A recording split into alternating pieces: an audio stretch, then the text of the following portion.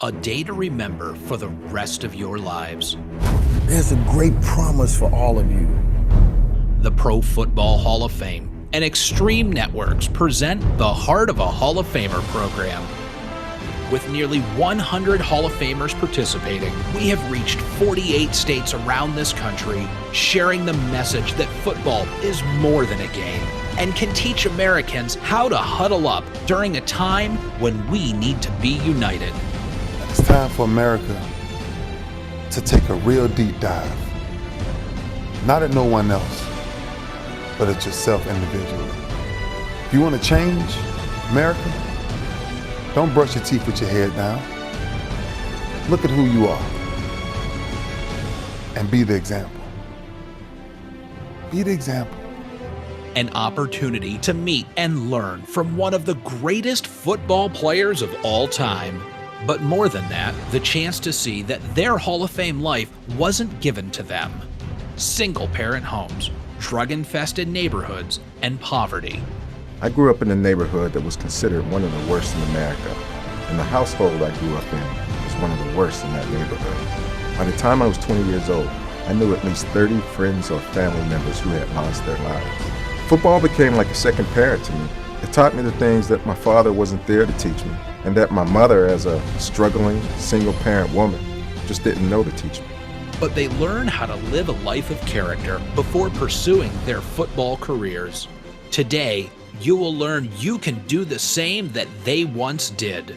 Making good decisions can lead to a prosperous life both on and off the field. Your game for life has already begun.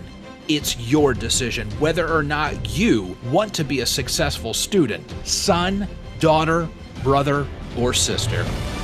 Every one of you can have a Hall of Fame life, whether or not you play football. You can be as great as you want to be. The Hall of Fame is all about integrity, character, and excellence. You have the opportunity to represent yourself that way. You determine your character. Welcome to a once-in-a-lifetime program, The Heart of a Hall of Famer.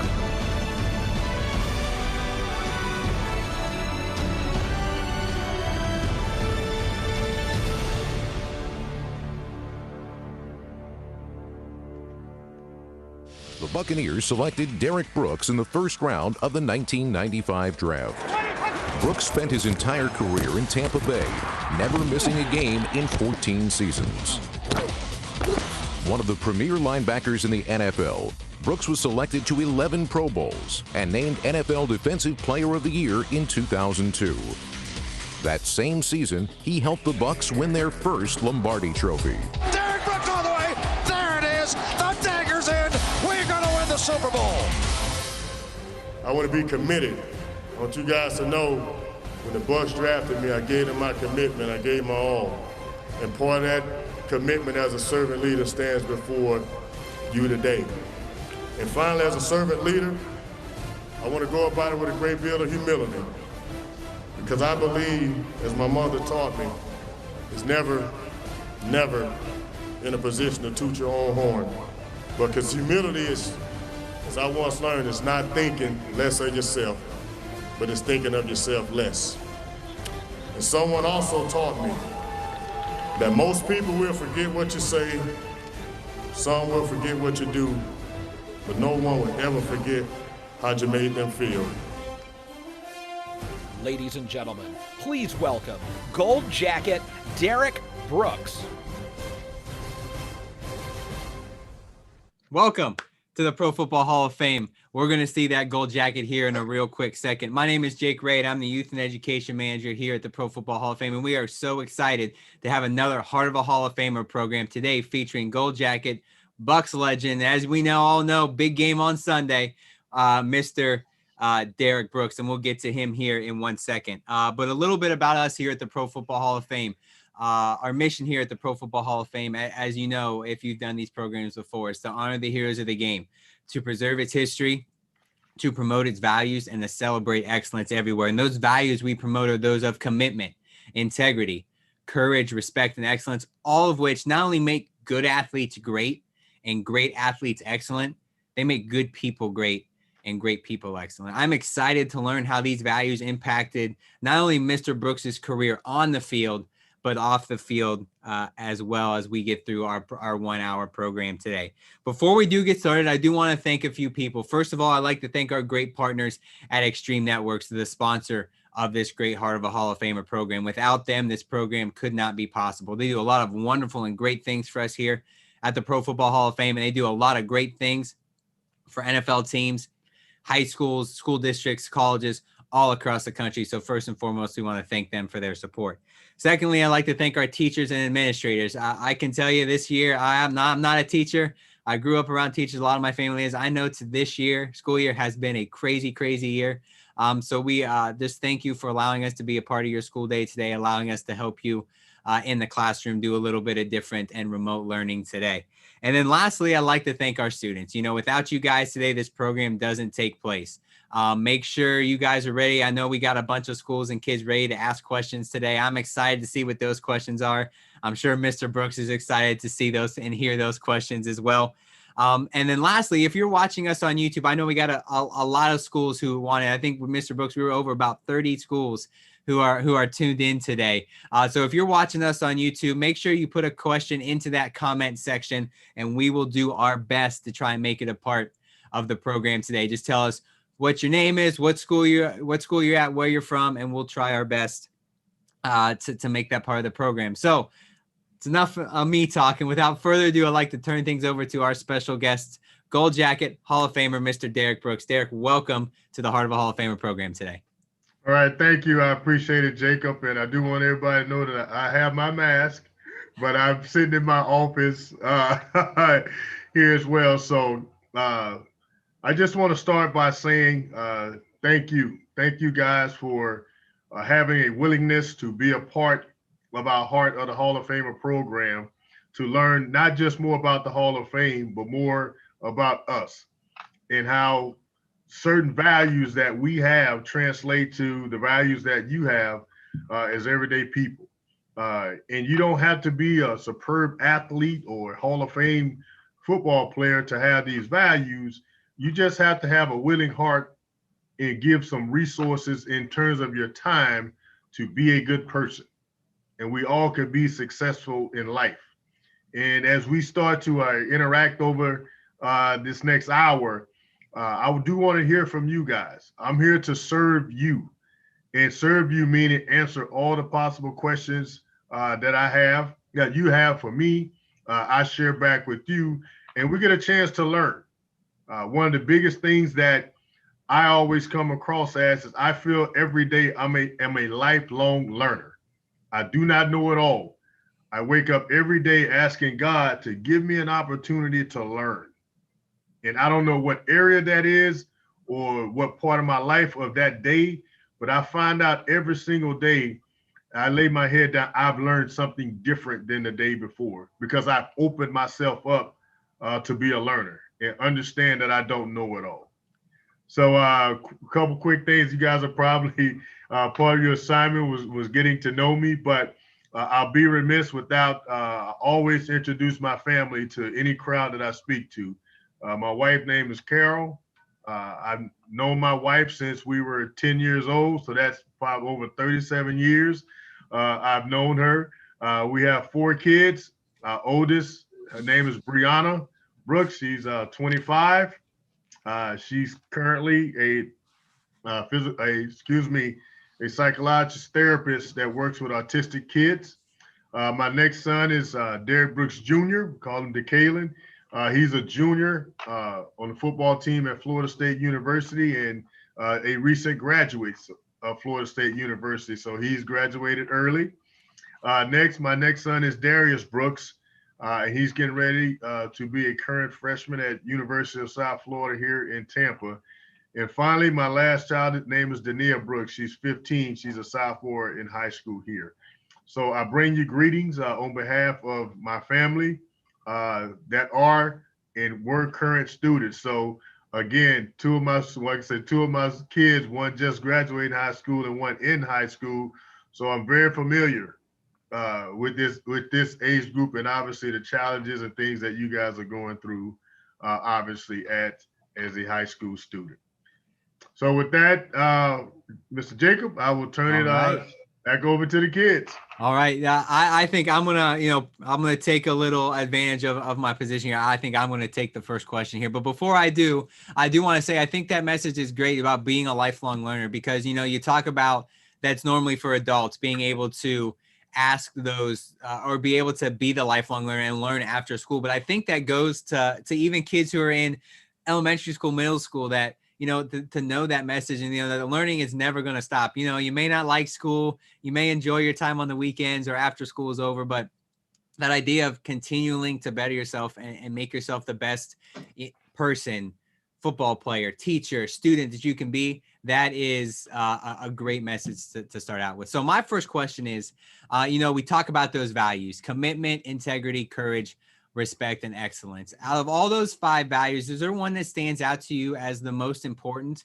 or kind of that takes precedent over the others, or do they all 5 kind of have their pros and cons and really make one good, solid character foundation for one person? Of our 5 values, for me, I think when you combine them all, obviously that's the best. But the one that I would honestly look at first and foremost is commitment. I think commitment, in terms of where it relates to me, that's where I stand and sit, because I always start with that, because it starts with my faith. As a man of God, I'm committed to be a Christian. I'm committed to giving my life to Jesus Christ, or made that commitment. So a commitment starts with me. Kind of the saying go, you're not looking for applications, you're looking for commitments when you want to do something. But when you commit to something, that means you are making a contract that you're all in. Mm-hmm. And you're going to grind, and you're going to be willing to do what it takes to fulfill that goal. So I believe with me that the principle of commitment starts with that, no matter what you want to do in life. When you write down your goals, you pray over your goals, you're making a commitment to do something. And commitment requires action. That's why I say that's the one that stands out to me, is because it is action. You have to do something to show a commitment. So, Jacob, I would say commitment of our values is the one that I hold true. If I had to rank them, 1 through 5, I would start with commitment. Yeah, it's true. Those 5 values, it's hard to pick that one that stands out, but everybody kind of has it, that one that they fall to, obviously commitment being yours, but there's so many other values that the game of football teaches. And it was so hard to come up with those 5, but we feel those 5 kind of speak the most, to the game of football. Yes. And anything that you like to do, really. It just doesn't have to be sports. So we here at the Hall of Fame, we are unapologetically football. So we're gonna focus on football for sure. We're going to dive into our students' questions now. Just to let everybody know, at all of our interactive schools, we'll be coming to you one by one. So all you'll need to do is just come up to the microphone. I'll go ahead and ask you to unmute your mic. Just click OK, and then ask your question, and I'll be able to mute your mic afterwards. So I'm going to start with Coach Ruff there at Fairport Harbor. Looks like we got a student up there right now, ready to ask their question. So I'm going to go ahead and unmute your mic here, Coach, and go ahead and have your student ask their first question. Hi, I'm Connor from Fairport Harding High School in Ohio. I'm a junior, and I was just wondering, Mr. Brooks, if there was a player that you ever went against in the NFL or college that you were scared to go against or made you nervous playing them. Thank you, Connor, for your question. One, I like how you said nervous, because I never was scared to go against anyone. But I would say the one player that was tough in terms of a running back that I played, it was 2, Barry Sanders. And the second one, a close second, would be Marshall Faulk. Those 2 backs, they took a couple of hours away of sleep the night before I played them. They definitely made me nervous. When you talk about 2 of the greatest ever, Barry Sanders, his ability to make you miss when you're trying to tackle him, and then Marshall Faulk, who had all the skill sets. He could block, he could obviously run, he can catch, he was smart, He lined up everywhere on the field. That to me challenged every skill set that I had. So as much nervousness that I had going against him, I also look forward to it because I knew I had to bring my best when I played those two. Not that you don't bring your best every day, because you do, but it was stepping it up to another level because I respected their game so much.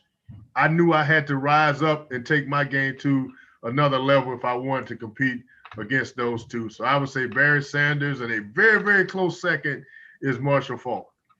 Both now your teammates here in Canton, Ohio, at the Pro Football Hall of Fame, as both of those running backs are Hall of Famers as well. So I would be okay with you saying if you were a little nervous going against those guys, because they have those gold jackets just like you do. Our next class, we're going to go to Mr. Craze in Sandusky, Ohio, to Sandusky Intermediate School. So whenever you're ready, go ahead and have a student step up to the microphone and ask their question here for Mr. Brooks. It looks like we got somebody ready to go already. Handsome. All right, tell them again. Handsome. Can you hear us? Yep, we can hear you. Hear you. Okay. All right, so.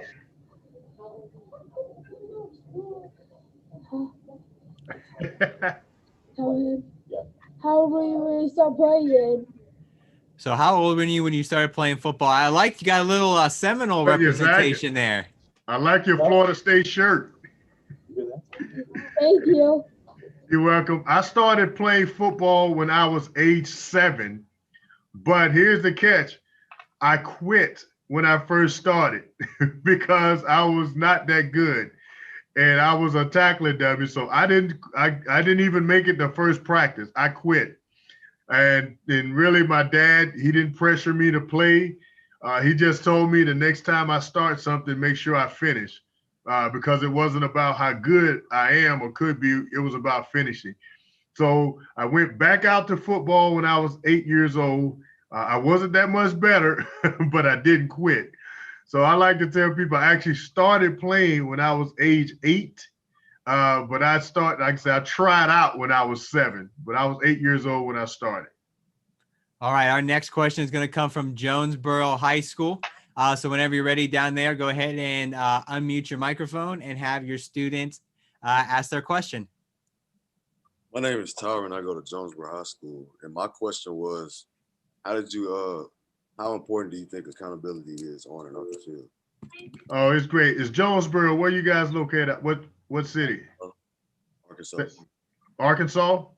Yes, sir. All right. Well, I think accountability is key, and I think accountability is a great team trait. And it's part of, when I look at my acronym of team, TEAM, I say, how do you have success? You have it through trust, effort, accountability, and motivation. So when you talk about a team concept, accountability is right up there with me, because it gives you something that as a team, everybody can participate in accountability. And having accountability and being accountable, that has nothing to do with your talent, right? Either you just got to decide to do it or you don't. So it's an attitude word. So I like accountability because accountability really feeds into your attitude, and everybody got to buy into being accountable. It's no secret that teams and people that have accountability standards, they're successful because they have something to measure themselves to. And when you have accountability and everybody buying in, now you can help each other. And at the same time, when you fall short, because we're all not going to, achieve everything that we want all the time. But we put forth that effort to it. Now, if we fail, at least we got something to go and say, hey, here's why we failed. Because we didn't do this or we didn't do that. And now you look and see moving forward how you can be accountable to making those corrections. So accountability is a good word, whether I like to use it in the team sense, but also it applies to you as an individual too. I think it's a great way, because accountability is something that everybody needs, no matter what you're doing, how old you are, or what situation you're in. Accountability is super important. Next question, we got a message here in our chat. This is from Elena, who's a junior in New York as part of a criminal justice program. Her question is, what does it take to be a good leader? Oh, that's a great question. When I think of what it takes to be a good leader, I always start with these three C's: commitment, communication, and confidence. I think those are three good qualities of a good leader: commitment, communication, and confidence. As a leader, you definitely have to have a clear vision of what it takes to have achievement. And you got to have the ability to motivate people to work towards that achievement and that purpose. So as a leader, once you display that commitment, you have to communicate that. What is that we're doing? What is that we're being accountable to set the standards? And then you as a leader, you have to be confident in that commitment, because you're leading people. And too many times people think they're leaders and they're not. It's like you're not a leader if you don't know how to be a follower.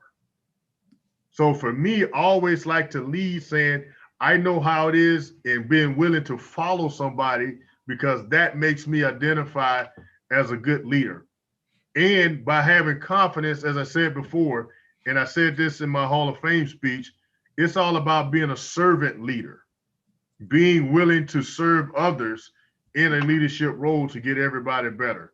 So I'm going to repeat that. Qualities of a good leader: commitment, communication, and confidence. The three C's. I like that. That's great.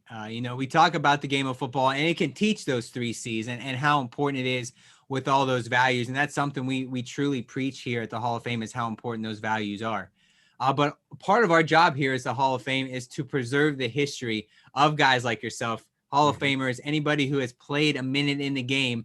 Their history is preserved here at the Pro Football Hall of Fame. And part of these programs, we try our best to showcase that. So what we're going to do right now, Mr. Brooks, I don't know if we're going to do this, but we're going to go live to the Ralph Wilson Jr. Research and Preservation Center with John Kendall, one of our great Hall of Fame staff members here, who's got some pretty cool artifacts related to your career. So I'm going to throw it downstairs. John, you there? I'm there. Thanks, Jake. Appreciate it. Derrick, always appreciate all you do for the Pro Football Hall of Fame and all you have done for the game of football. Today, I'm standing in the Ralph Wilson Jr. Pro Football Research and Preservation Center. And when we talk about that mission of the Pro Football Hall of Fame, to honor the heroes of the game, preserve its history, promote its values, and celebrate excellence everywhere, down here in the archives, we get to really hit on every single one of those things with all that we do. We're honoring the heroes of the game. And not just the 347 individuals who are enshrined here in Canton, but we have information that we've preserved related to the 25,000 players plus that have played one NFL regular season snap since 1920. So I just wanted to give you a sense of, through Derrick's personal archive, of some of the things that we collect and preserve. And so we are honoring the heroes of the game by preserving their legacies through their artifacts and documents. And then we're able to tell the stories of value, the commitment, integrity, courage, respect, and excellence that you demonstrated on and off the field, to showcase and hopefully show other individuals that those same values transcend the football field, and those same values can make you a great teacher or a great student or a great business leader. They transcend the football field. So without further ado, Derrick, some of the things that we have in our 40 million pages of documents and 6 million photographic images and 30,000 artifacts. But we've got your media guide from your rookie season in 1995 here. This is the Tampa Bay Buccaneers media guide. We've got your scouting report here. So this is an outside linebacker. I love that first part here. Big play artist who is dominating, is a dominating pass rusher, has great leaping ability, has great quickness, keeps his feet and maintains his balance, which is huge for a linebacker, as you know. We also have here game programs. We have over 30,000 game programs in our collection. This is from your first game start, your first regular season NFL game against the Philadelphia Eagles. You guys won this game in Tampa Bay. We've got your newspaper clipping file. So you're unique in that your career spanned our hard copy archives to our digital archives. So we have a lot of digital photos, a lot of digital news clippings, and all that kind of stuff. This here is the game program from, you can correct me, but probably one of your biggest games, Super Bowl 37. You guys came out victorious there. We've got your few of your photos from your photo collection, going all the way back to your playing days at Florida State, all the way up from the your rookie season with the creamsicle jerseys to the new jerseys that you don when you guys won your Super Bowl. And then here, the artifact that we pulled, and we have a few of those, but this is your Pro Bowl jersey from the 2004 season, so the 2005 Pro Bowl here. So this is just a few things that we have. And then we also collect information. And so, just some of the things that in a quick search, I've put together a list. We maintain a Hall of Fame media guide. You were one of only 17 not just duos, but teams that have only 17 times has a team picked multiple Hall of Famers in the same draft. So you and Warren Sapp were able to do that, and only 3 times has a team picked multiple Hall of Famers in the same draft in the same round. You guys did that in the first round, so that you joined Gale Sayers and Dick Butkus, as well as Jonathan Ogden and Ray Lewis after you guys. So quite an accomplishment. And I would say my question for you, as I throw it back to Jake and you, Derrick, would be, you were 2002 Defensive Player of the Year. You've won a lot of awards. Obviously, you're in the Pro Football Hall of Fame, but you also won the 2000 Walter Payton Man of the Year award. And so, Jake, I'm sorry if I'm stealing one of your questions, but out of those awards, which one, and I kind of have a sneaking suspicion what you'll say here, but which one means the most to you between that Defensive Player of the Year award and that Walter Payton Man of the Year award, which signifies the person who did the most work in their communities in the National Football League? Oh, thank you. I appreciate that question. And I undoubtedly share with you guys, students, the 2000 Walter Payton Man of the Year award is probably the highest distinguished award that you can get recognized with in the NFL. And for me, that award is the one that I hold dearest to, because you're selected by your peers and your teammates. They don't recognize for what I did on the field. They chose me because of what I do in the community and did. So the team nominates a player. So I was nominated by my teammates in the year 2000 to represent Tampa in what they felt represented our team in terms of serving our community through all of my programs around giving back to kids through education. And then I was one of 32 finalists, and then the NFL selected me as the winner. So by being recognized from what you are doing to affect the world, affect society, far more exceeds what you're doing on a field, because it's a bigger impact.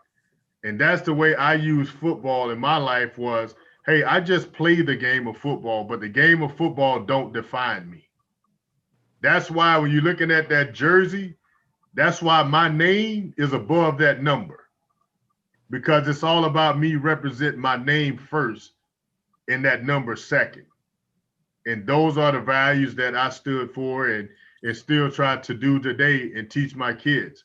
It's all about what you can do for others and what you can do with others versus being caught up in the limelight of looking at yourself. So for me, it's the NFL Walter Payton Man of the Year award, which is now recognized as, the top honor that an NFL player can get. So thank you for asking that question. I appreciate you taking me down memory lane. My pleasure. Thank you for all you do for the game and all you continue to do for the Pro Football Hall of Fame. All right. Thanks, John. We appreciate it. We just want to give all of our students who are watching today, as well as you, Mr. Brooks, kind of a behind the scenes look on, because I tell you, everybody who's watching right now, if you come visit the Hall of Fame, you can't go back there and see that. So we want to give everybody an inside behind the scenes look at what we have here to offer at the Pro Football Hall of Fame. You talked a little bit earlier about those guys you maybe were, I'll say, quote unquote, uneasy or a little nervous to go against when you talk about Marshall Falcon, Barry Sanders. But I want to go, back to when you were wearing those creamsicle jerseys, when you came into the league as a rookie. What was your welcome to the NFL moment? Is there a moment that stands out to you where you kind of had to step back and go, all right, I'm in the big leagues now. It's time to go. What was your, welcome to the NFL moment? My welcome to the NFL moment, actually, it wasn't a football moment. It was when I had to pay taxes. And that was my welcome to the NFL moment. I looked at my paycheck and I thought I was making a certain amount, but it wasn't. I was like, man, where's all my money go? Went to the government. Before I was playing, it happened in practice. And I knew, okay, this is a grown man's game. This is not college. When one of the running backs, I believe at the time, Eric Rett, when I was going, and I think I was just getting ready to push him out of bounds and practice, and he turns and he stiffs arms me right in the face mask and literally embarrassed me. So I got back up with dirt all over my face and looked at him, and he looked at me. He said, "Welcome to the NFL, rookie." I said, "Thank you. It'll never happen again." So it never happened again. But that was my welcome to the NFL moment. Eric Rett giving me a nice little stiff arm in practice and pushing me down to the ground. I'm getting up with dirt all in my face. Yep, it's like kind of the reality hits and you go, all right, it's time to show up. I'm here. I'm ready to go. We're going to go back out to our classrooms now. Our next class we're going to go to is Mr. Alt's class in Belmont County for our next question. So, Mr. Alt, whenever you're ready, have your next student ask their question.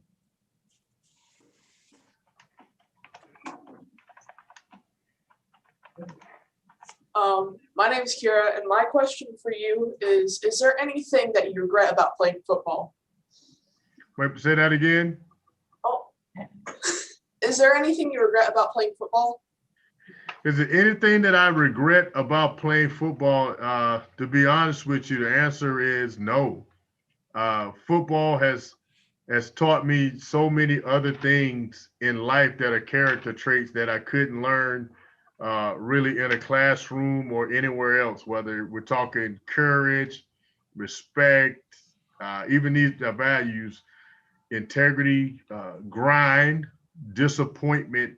All those things happen with me being part of a football team. I could easily say, yeah, some of the physical things I regret because my body is not the same, but my body had to go through this because it is a physical sport. So I would say no. Football again has meant so many other things that are positive. So I found way more positive things about the game of football and me playing it than negative. So yeah, I would like to say I regret one play that I didn't make or missed a tackle during a game. Yes, I can say I regret those things, but I can't make every tackle, and obviously it didn't make every play. But thank you for your question. But no, I do not regret anything about playing football.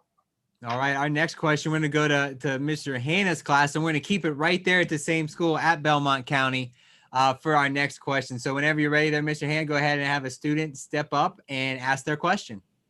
Do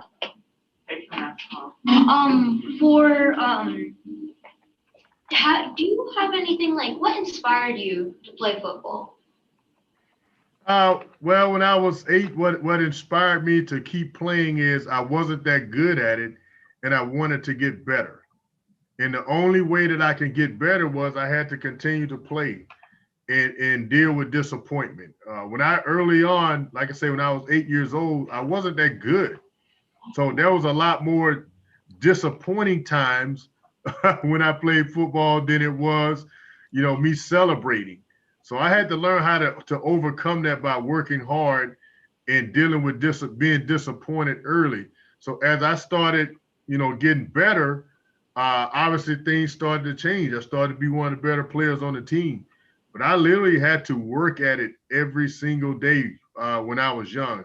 And then once I got, into high school, into college, the work stayed the same in terms of getting better. So none of those things changed for me.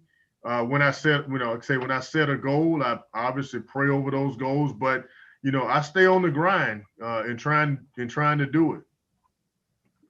All right. Our next question, we're gonna keep it right here in Stark County. Our own Kansas City School, Mr. Bretson's class. So whenever you're ready there, Mr. Bretson at Mad Utes, go ahead and have a student step up to the microphone and ask their question.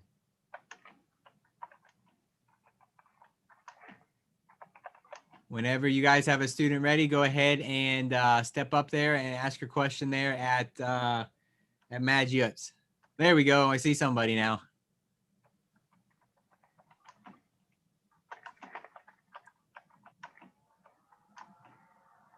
All right, you should be good to go.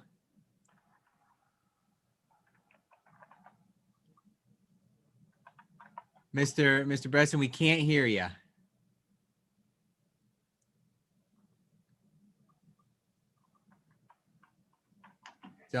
We don't have anything. So Mr. Bresson, if you want to just have your students there put that question into the chat function, I'll wait to see it pop up and we'll get to it here in a minute. So with that being said, we'll move on to Ness City Elementary School and Mr. Schultz class for our next question. So whenever you're ready, go ahead and ask your question.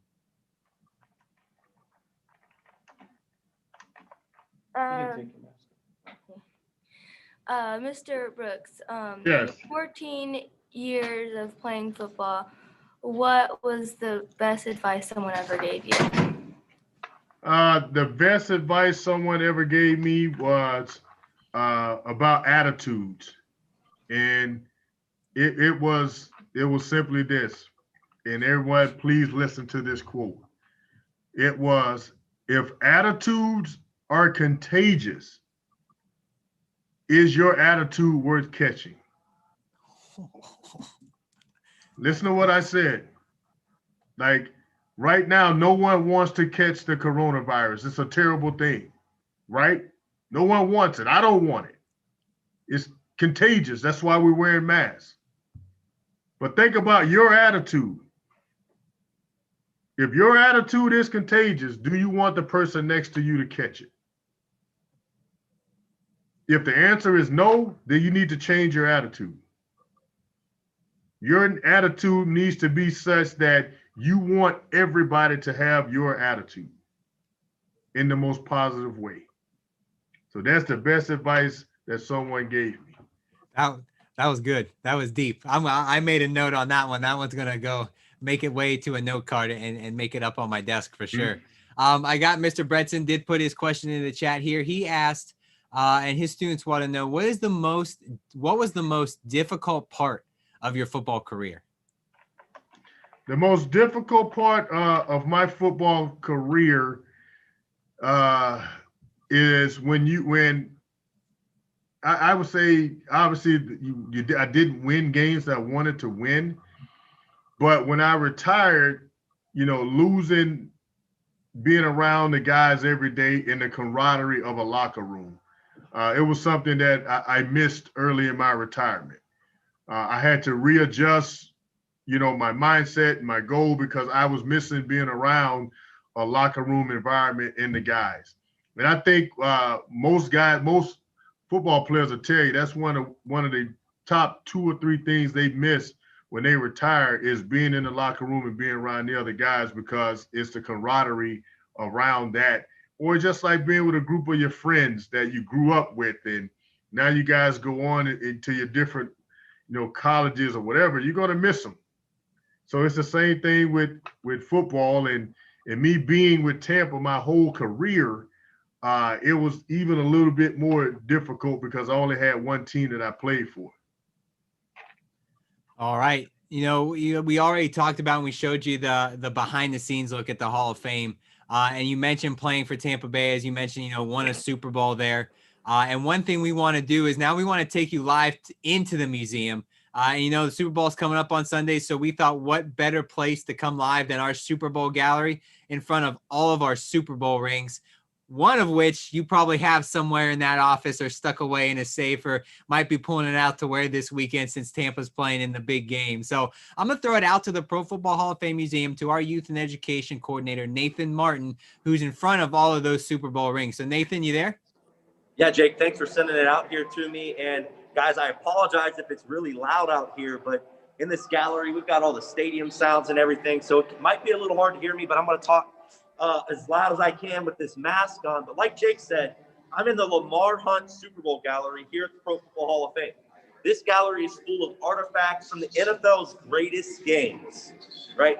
And one thing that we add each and every year into this gallery is the newest Super Bowl ring. So maybe I'll be able to zoom it in here and show you guys in a second, but we've got that ring that the Kansas City Chiefs each were awarded after the game last year. But like Jake said, if we go back a little bit farther, I'm going to point to where it's at. From 2003, the Tampa Bay Buccaneers won the Super Bowl. Derrick Brooks was on that team, made some big plays during that game. So our question for you, Mr. Brooks, is what did it mean for you to win the Super Bowl back in 2003 and get this Super Bowl ring? Well, it meant right up there, man, in terms of meaning everything to our area, because Tampa wasn't a franchise that had a lot of winning in the early 80s.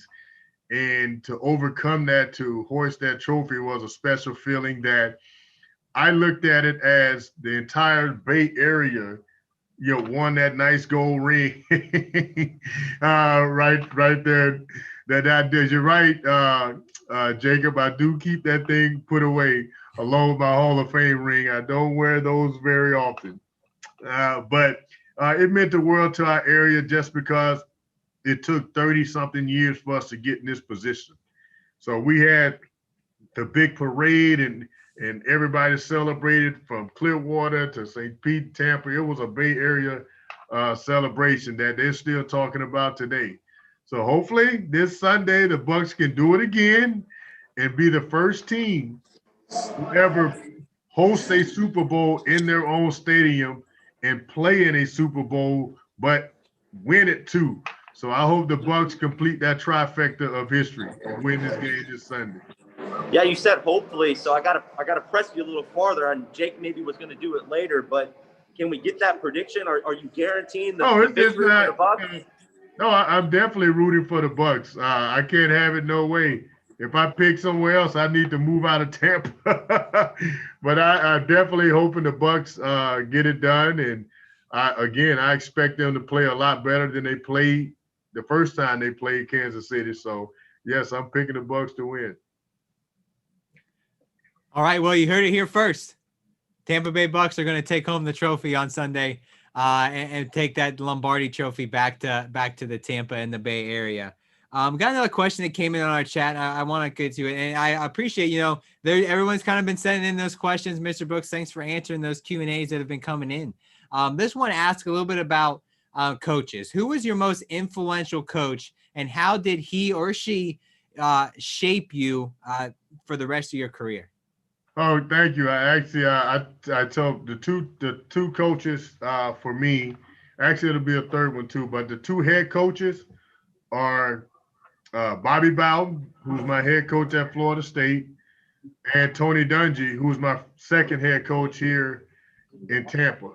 And the reason that these two coaches are the most influential to me, because here's how they led our football team. The number one priority for us was our faith. It was faith, family, then football. It's faith, family, football in that order. So for me, it was never about putting football at number one. It was about my faith. And obviously, as I said earlier, as a Christian, nothing gets in the way of my faith in Christ. Next was my family. prioritizing your family and your family values, that's where all these things fit in. Whether we're talking about accountability, from the young man from Jonesboro High School, starting with your family. You got to be accountable. The first accountability is to yourself and your family. And then football in that order being third. So the first two things are taken care of, then there's no distractions when it comes to your sport, football, or anything else that you're doing. So I would say those two coaches. And Mickey Andrews, defensive coordinator at Florida State, he's another coach that influenced me. But his influence with me, when I look at our mission values, when you talk about courage and perseverance, he really, really developed that by how hard he pushed us in practice. He pushed us to go past the point of failure. Where, yeah, when you fail at something, it wasn't the end of the world. Failure was an opportunity to get better. And that's how he taught us. So I like to think when I look at myself, when I'm overcoming failure, Mickey Andrews was a big part of that. Awesome. All right. We're going to go back out to our classes here. We got time to go to a few more. So we're going to go back out to Fairport Harding there with Coach Ruffs and I think the football team in there. So whenever you're ready there, Coach, go ahead and have a student step up. It looks like you're already unmuted, so you should be good to go. I was wondering, who was the most influential player or person when you started playing football? You know, man, back when I was when I started playing that young, I didn't really have any person or player back then because, as I shared with you guys, I was not that good. My first, when I was 8, 9, I barely played. If you'd have asked anybody back in 83,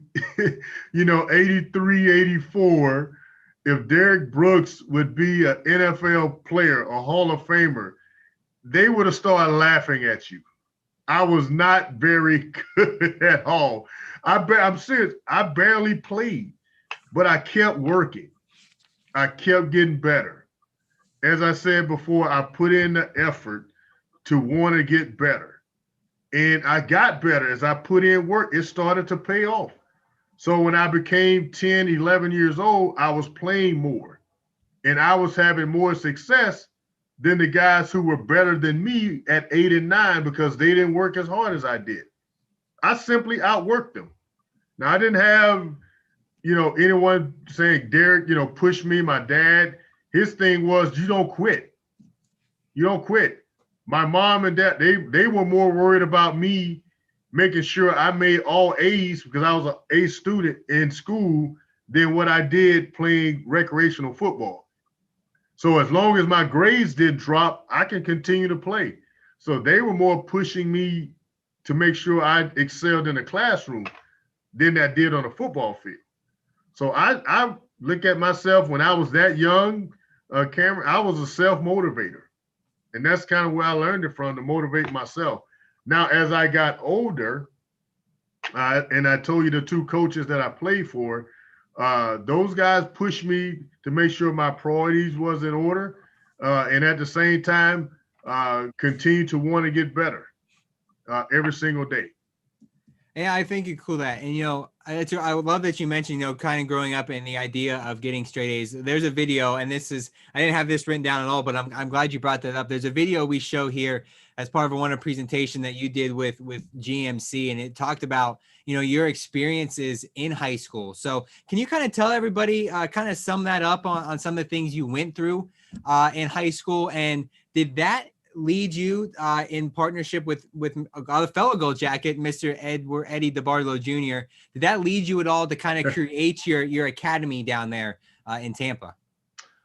Sure, Jacob. Guys, what Jacob referring to is I co-own a charter high school here in Tampa, Florida with Mr. Eddie DeBartolo. And I'm quite sure if you guys did the research part of the exercise, that's one of the facts that I am really proud of because it symbolizes my commitment to education.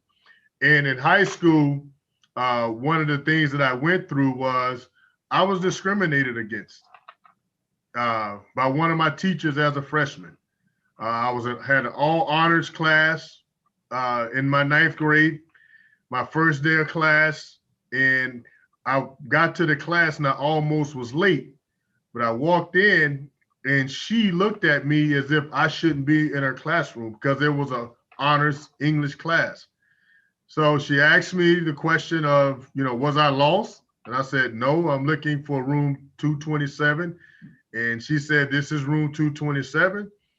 And I don't want to say her name, but it's Miss Such and Such.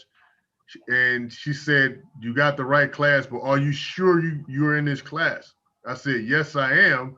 I said, because I looked in the class and it's students in there that I've been taking honors classes with since middle school. And a majority of them, 90% are white. So they're looking like, yeah, it's a very, very odd moment. So I go in and I sit down at the back of the class. So she starts calling the roll and rearranging our seats. Now, my last name is Brooks. So my seat would have been towards the front of the class, but she never called my name. I stayed in the same seat at the back of the class. So when she gets done calling the roll and we go through our class, I don't say anything. So at the end of the class, she said, does anyone has any questions? I stood up and I said, yes, I have a question. I said, I feel that right now you don't think I need to be in your classroom. I say, but I deserve to be here. And there was a desk sitting right next to her desk. I say, do you mind, Miss Such and Such, if I sit in that desk right next to you? She said, why? That desk is reserved for troublemakers. Do you plan on causing any trouble in my class? I said, no. I said, here's why I want to sit next to you. Because I'm going to make all A's in this class. And I don't want you to accuse me of cheating. I say, if anything, all these students here, they're going to be trying to cheat off my paper. They've been trying to do that the last 3 years of middle school. Ask them. And she looked and she stood back and she could not believe what I just said and did. And one of the other students said, Miss Such and Such, you're right. Derrick is probably the smartest person in this class. So I grabbed she didn't even say yes. So I just grabbed my bag. I just went and I sat down right next to her. And I tell that story, needless to say, I did. I made all A's in her class. And she ended up being one of my better teachers in high school. But she needed to go through that moment, and I needed to make a stand on who I was as a young African-American man that wanted that respect that I wasn't given. So I tell that story, Jacob, as part of a video as to how I believe in student athletes. And I even went on to say in that same video, when I was coming out of high school, I was the #1 player in the country. #1 player in the country. But I refused to take a picture on a football field. I wanted to take the picture of the national magazine at that time. I made them take a picture of me in my football uniform in the library because that's where I spent most of my time. I spent more time in there than on the football field. So I tell that story because that's who I was as a man. I was bold and really proud of the fact of what I accomplished in a classroom, and I want everybody to know about it. No, I think it's a great story. It's one of my favorite videos that we get to show because I think it does a great job at illustrating, there are some troubles that our Hall of Famers, our Gold Jackets went through at all points in their career. And you look at kids who are in middle school, high school, college today, they might be going through those same troubles. So I think it's just a great story to show that it doesn't matter who you are, you're going to face some challenges throughout your life. And it's all about that attitude that on how you face those. And, you obviously took it head on and said, all right, I'm just going to show Miss such and such that I'm going to be able to be the best student in this class. So I one of my favorite videos, favorite stories that I've heard in my time here at the Hall of Fame. We got time here for a couple more questions. Oh, I'm sorry. I forgot. All right. Nope. Go ahead. Go ahead. Oh, and another piece of that video I share with everybody. In the 5th grade, how my dad came to the school and he did give me a whipping. He whooped my butt right in front of my 5th grade class because I was being a class clown. Now, obviously, you can't do that today because parents will go to jail if we did that. But my dad, he did. It was one of those moments that got me straight. I think that had to help a little bit, just a little bit too. You already gave your prediction. You already said that Tampa is going to hoist that Lombardi Trophy on Sunday. But can you just talk a little bit about the matchup between the Chiefs and the Bucs? Kind of the old regime and Tom Brady versus the new regime with Patrick Mahomes defending Super Bowl champions. What's the game going to be like? What's the matchup? And how do you think that is this going to be a great Super Bowl? I think it's going to be a great Super Bowl because both teams earned the right to be here in terms of what they went through with their grind. For everything that 220 had to offer them, these two franchises pretty much managed it the best that they could by making all the changes and protocols, etc. I see Mr. Schultz class has got some flags they're holding up there. Tell them that was last year. That's not this year. But I think, again, when you talk about the explosiveness of Kansas City's offense, it's no doubt, and they're good. But the Buccaneers defense is hot right now, and they've been finding a way to get some turnovers, and that has been the difference in the game. So, obviously, I'm picking the Bucs to win, but I'm picking a high-scoring game. A lot of points will be scored, but I just figure that we have to, in terms of the Bucs, they have to find a way to make a play against Patrick Mahomes or even their defense down the stretch, and that's where, if the game's on the line, Tom Brady, ball in his hand, he's come through so many times, so I wouldn't bet against him. So, again, I expected a good game, and I expect the Bucs to find a way to be 1 point better than the Chiefs. Well, I will come out and say I am a Green Bay Packers fan, Mr. Book. So I definitely understand how good that defense has been playing. And I think it's going to be a great matchup. The GOAT and Tom Brady versus the kid, if you want to make a GOAT analogy, with Patrick Mahomes. I think it's going to be a great game. So kind of turn things back to the character side of things to wrap up the program today. And this question we wrap up every program with, because I think it's a great way to kind of send one lasting message home with everybody who tuned in today, whether they were interactive and asked questions, they viewed only, or they were watching us the live stream on YouTube. If you can sum up everything we talked about today, and there was a lot of great pieces of information in there, what is that one piece of advice you want everybody, if they were to remember one thing and one thing only, what is that one thing you want them to walk away with today? Oh, I'm going to go back, guys, to my attitude quote. And I'm going to repeat it. If your attitude, or if attitudes are contagious, is your attitude worth catching? If attitudes are contagious, is your attitude worth catching? And the answer needs to be yes. Because you control your attitude. No one is in control of that but you. And you can decide what you're going to do with your attitude and the action behind it. You control that. You own that. And there's consequences based on that decision with your attitude that you have to live with. But if you have the proper attitude in life, and I always like to lead that the glass is 3/4 full. I lead from a positive standpoint. I don't believe in leading from negativity. As a positive person doing positive things and looking on the bright side of things, that is how you get the most out of your abilities and the abilities of others. Yes, you have to go through criticism in a team, but if you look at it as is positive criticism, it's not negative.